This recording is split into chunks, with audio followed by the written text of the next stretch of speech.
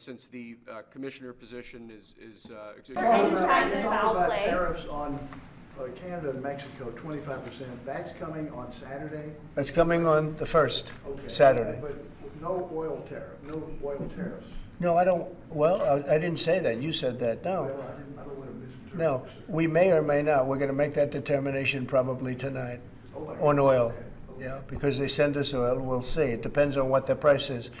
If the oil is properly priced, if they treat us properly, which they don't. Look, Mexico and Canada have never been good to us on trade. They've treated us very unfairly on trade. And we will be able to make that up very quickly because we don't need the products that they have. We have all the oil you need. We have all the trees you need, meaning the lumber. We have more than almost anybody in those two categories. In oil, we have more than anybody, and we don't need anybody's trees. We have to free up some of the tree areas that we have. We have great lumber in this country. We have to free them up environmentally, which I can do very quickly. But we don't need what they have. And for us to be subsidizing Canada to the tune of $175 billion a year and subsidizing Mexico to the tune of $250 billion, $300 billion a year, and Mexico is a method of China sending in its product. And with China, I'm also thinking about something because they're sending fentanyl into our country, and because of that, they're causing us hundreds of thousands of deaths. So China is going to end up paying a tariff also for that, and we're in the process of doing that. We'll make that determination what it's going to be, but China has to stop sending fentanyl into our country and killing our people. We'll be announcing the tariffs on Canada and Mexico for a number of reasons. Number one is the people that have poured into our country so horribly and so much. Number two are the drugs, fentanyl, and everything else that have come into the country. And number three are the massive subsidies that we're giving to Canada and to Mexico in the form of deficits. And I'll be putting the tariff of 25% on Canada and separately 25% on Mexico. And we will really have to do that because we have very big deficits with those countries. Those tariffs may or may not rise with time. Will oil be part of that, though, because we get oil from Canada? Oil is going to have nothing to do with it as far as I'm concerned. Oil has nothing to do with it. Mr. President, you said in confidence. Regarding Guantanamo Bay, you want 30,000 new beds there. Is there a possibility that will increase, or is 30,000 the It maximum? could increase, yes. What would be the maximum? It depends, but countries that won't take back their criminals that they sent into us, you know, they sent them to us. They put them into the caravans and they came in. As sure as you're standing there, they were sent by those countries. Then they're going to be met very harshly with sanctions, etc. And when are you hoping to have Guantanamo Bay, this new facility, up and running? It'll be up pretty quickly. How much do you think it's going to cost?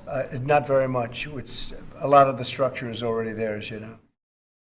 You said that you envision sending the 80-something thousand IRS agents hired under Biden to the border. What role do you see them playing? Well, we'll see. I mean, I may do that, or I may use different people, but we're going to send more. We're going to give the Border Patrol some help. Although now, if you look, they've taken in the lowest number since my administration. The numbers are very low. And at that level, we don't need so much help. People know not to come because if they come, they're not going to make it in and they're going to be shipped out. Mr. President, Egypt's president and the King of Jordan have both said that they won't take in displaced people from Gaza like you suggested. Is there anything you can do to make them do that? I mean, tariffs against those countries, for example? They will do it. They will do it. What makes you say that? They're going to do it. Okay? We do a lot for them, and they're going to do it. Mr. President, you've offered over 2 million federal workers the option to resign immediately. Right. There are 50,000 FAA employees. Does this tragedy give you reason to reconsider that option of resignations because of concerns about staffing issues on airline safety? If people aren't coming to work, if they're not going to come into the office and report as per the date that you know what it is, everybody knows what the date is, it's been very well documented, then they're going to be terminated.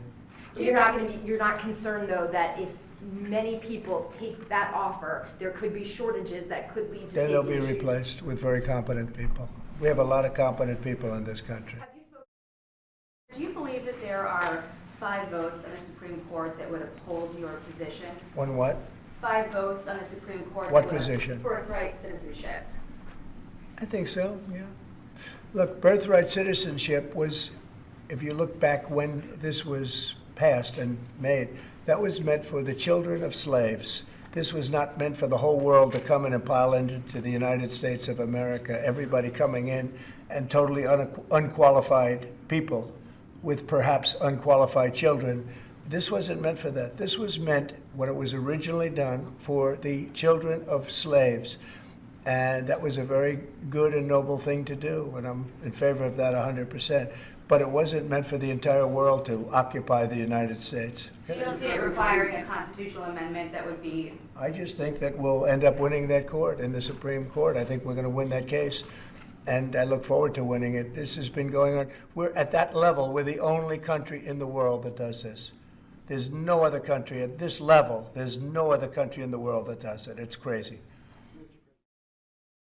Israeli media has reported that conversations between Netanyahu's government and the White House have signaled that the U.S. may be about to pull its troops out of Syria. Have you made a decision to pull I don't know who said that. I mean, I don't know who said that, but we'll make a determination on that. We're not involved in Syria. Syria's its own mess. They got enough messes over there. They don't need us involved in every one. You said earlier today that you had not spoken to Putin about this.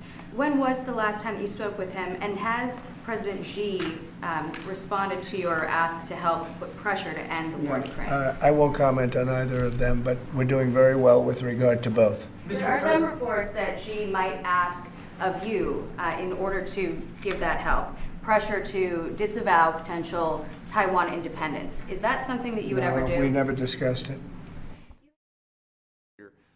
Since he's now been appointed deputy. And he's a very capable guy.